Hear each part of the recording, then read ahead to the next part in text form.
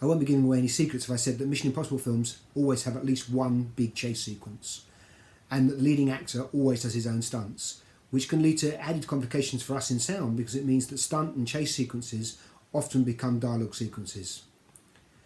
The latest Mission Impossible film will be no exception, and I decided that I needed to take a new approach for this film. Rather than concentrate using purely RF to record sound, I would use the recording capability of the A10s. The problem with this is that you end up with lots of multiple files which you may not be able to start and stop. You may not be able to add the necessary metadata information of slate and take. That could lead to lots of complications within editorial because how do they handle all of those files? I needed to be able to deliver to them files that they were used to seeing and that they could handle easily. This meant that I need to be able to conform all of those files in some way at the end of the day, ready for editorial. I took this problem to Kish at Audio and to Paul Isaacs at Sound Devices. And remarkably, Paul was already thinking about this and was already working on Mic2Wav Conform. The idea is that we use the A10s as personals, as booms, and as plant mics throughout the sequence. We jam them with timecode, and we start them up using the app. When we're not necessarily being able to start and stop them, just leave them recording. But what we do is we record the Scorpio at the same time, putting all of the metadata information in of slate and take, and starting and stopping with camera. At the end of the day, we make a sound report in a CSV format, which we use to conform all of the separate A10 files.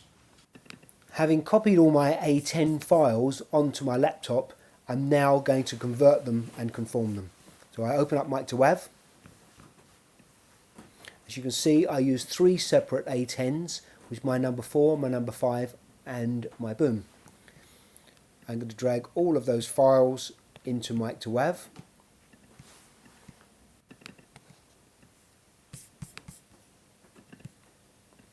And now I'm going to conform them, which means I need to choose what my EDL to conform.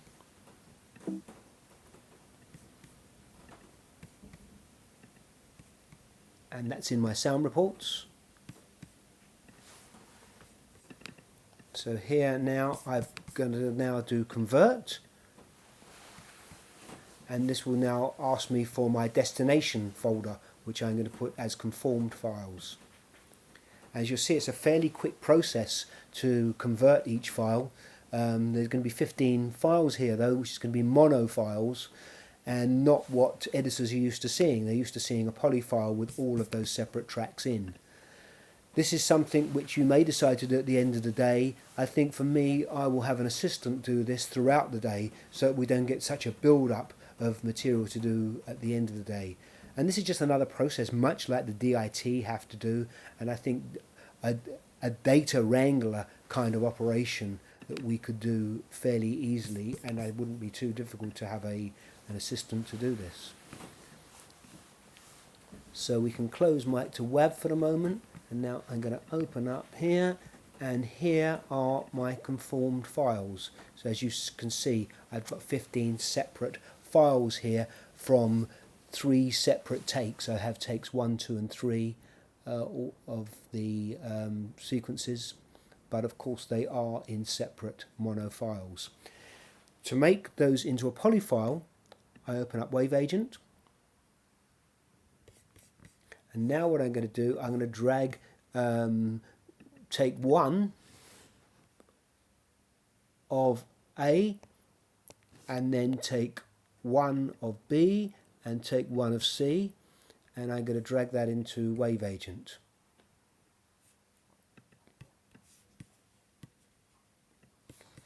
And now select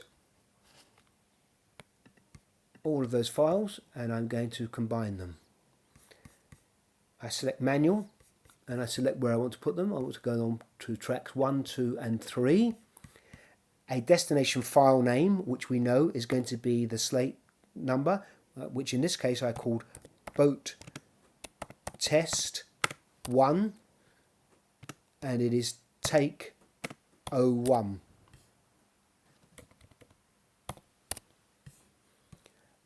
Now I can process, and it's done as quickly as that.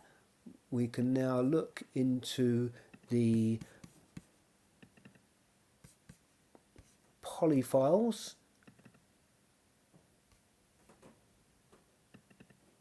and here is our poly boat test in a poly format.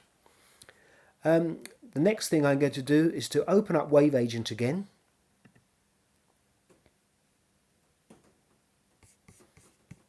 And I'm going to drag that poly in to Wave Agent, and I'm now going to add the file names, which was, let's call the PAs, let's say it was John and Marco, and boom. We're now going to save that, and we now have those file names, the track names named. If we look into the playback mixer, we can now just we can fade down all of these other tracks which we don't need, and perhaps we also don't need the boom track for the moment, and so we have the two PAs, which is John and Marco. We'll open up the transport window and we play that take. Roll camera. Motore. Boat test. Good. Azione, vai. So, how many times have you done now? When did you start full seconding? What, sorry? When did you start seconding? 2.5. As you can see, the files all sync perfectly, and there we have a poly file that we can present to editorial.